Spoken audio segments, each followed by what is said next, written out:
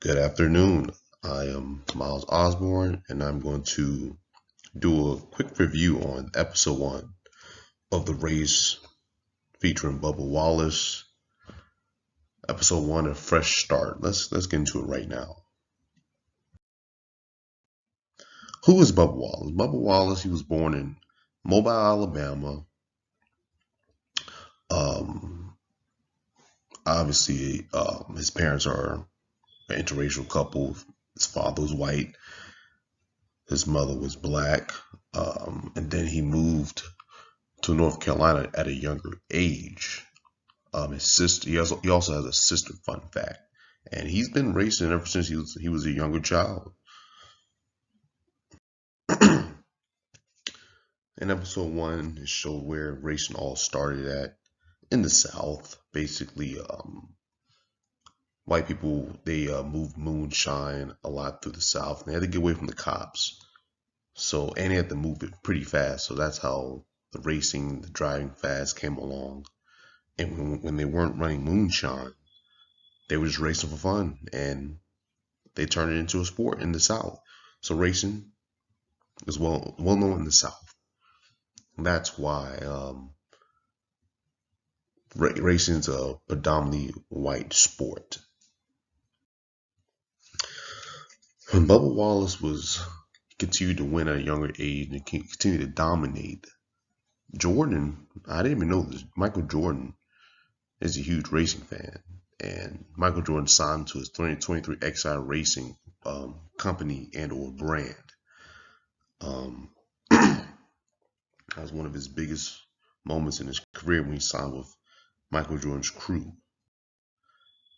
Um, Bubba Wallace has a pretty good team. They've been together for quite a long time. This is his manager right here in the photo. Also, his coach. They call him Wheels.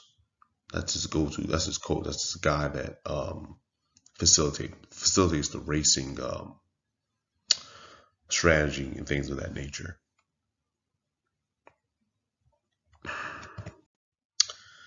One of the biggest moments and points in episode 1 was the Duel of Daytona 2021, where basically racers they have to qualify to get into Daytona 100, which is the big race. And this is one of the big points in this episode because it was very important to place at a high place so he can race in Daytona 500. Excuse me, I said one. I meant 500. And in and out the episode, it talked about racial tension in America with Ahmaud Arbery being killed, George Floyd being killed by police officers, and it was a lot of stuff going on. And Bubba Wallace felt like he had to take a stand on it as the only black race car driver. Well, the only few. Well, I believe the only one. But he had to take a stand on it. So he went on Instagram Live with his long friend and manager. They talked about his experiences. We had a cousin who was killed by a police officer, and he went on CNN. He also wore a Black Lives Matter T-shirt.